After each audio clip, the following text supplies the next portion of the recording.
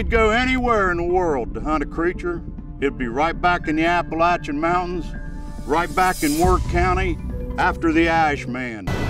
This Ash Man is over 7 foot tall, 600 pounds, and has a blackish gray kind of fur. This Ash Man was first spotted in the 1700s by the Shawnee Indians and the Ohio Valley Native tribes. I know a little bit about this story. How come they call him the Ash Man? The Shawnee Indians were hovered around a fire they just got done eating, had a great big feast, and then out of the smoke, out of the ashes, this great big Bigfoot comes out. It started 46 years ago, 1969. We have a garden back here on top of the hill. We'd drive out here a couple times a week, help Grandpa hoe, pick weeds. Me and my brother, my mom, and my grandpa was back there. Well, this time we went back here on the hill of the garden. We're gonna pick beans.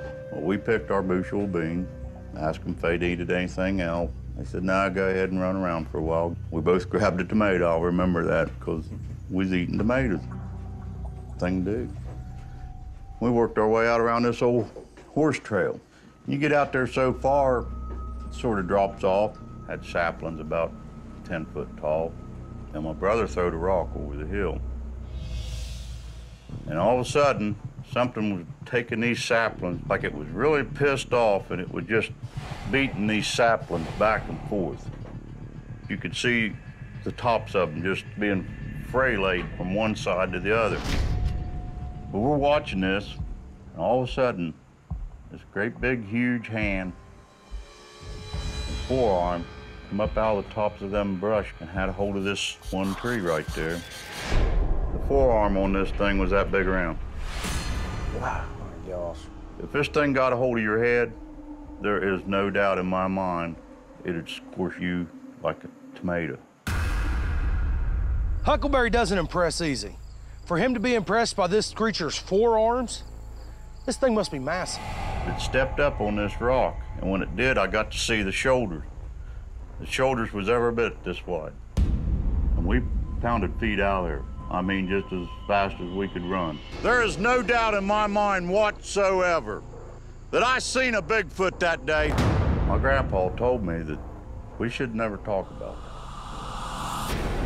I wish to God I'd listened to him. If I could go any place in the world and hunt a cryptid creature, I'd go back to Perry County.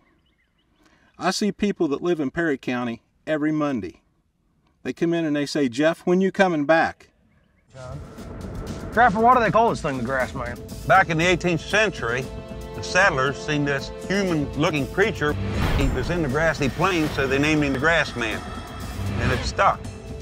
I'll tell you one thing, if we smell some rotten eggs, we better start looking around and see if the Grass Man's close Rotten to us. eggs? Yes, they've got an odor that's unbelievable, and it just smells like rotten eggs.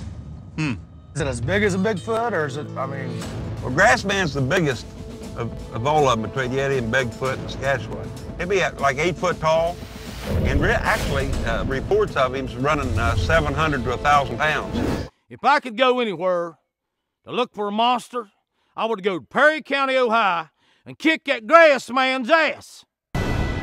That's the thing's nest. You look, there's... He's gone. He's gone. Yeah, right here's his exit, too. Trapper, we just entered this old house right here, and I'm pretty damn sure we just found a hell of a nest right here. There's a big breakout in the backside here. Looks like he slid right out the backside. If I can go anywhere in this world and hunt for a monster, it's exactly where I'm at. In this little valley that I live in, and it be that Wampus beast. I seen him at 9, and I started that hunt since day 1.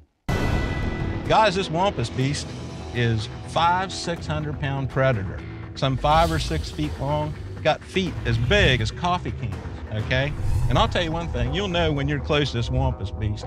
He's got a smell all to his own, kind of a skunk, wetty smell. Yeah. Nasty. Yeah. Just almost take your breath. Oh, I've read that. It's a skunk wet dog smell. Yeah. It's a nasty smell. It's even got a fantastic folklore story. I went and tracked down a couple of Cherokee spiritual leaders. And a long time ago, this was a squaw. She didn't trust her husband. She followed him clear out in the woods. Well, she was covered up with this fur pelt, like one of the black cats, and they caught her. And I'm telling you what, they took and cast a spell on that woman and made her right into the Wampus beast. It's something that's striking real close to home, and it's damn well personal. You know, this has been a lifelong farm in my family, been in generations for a while. And the first time I ever had an encounter with the Wampus beast, I was 9 years old. My dad didn't have a hammer, and he was like, Willie, run back and grab the hammer. And like I said, I run right down past the old barn, come around where we kept the cow stalled up in there where I milked her. And I looked up, and I could see something black standing right on the other side of these slabs. Got it about 10 yards. And then that's when I realized that this wasn't a black Angus You were cow. that close? 10 yards. I just did the best thing at 9 years old I know to do, haul ass.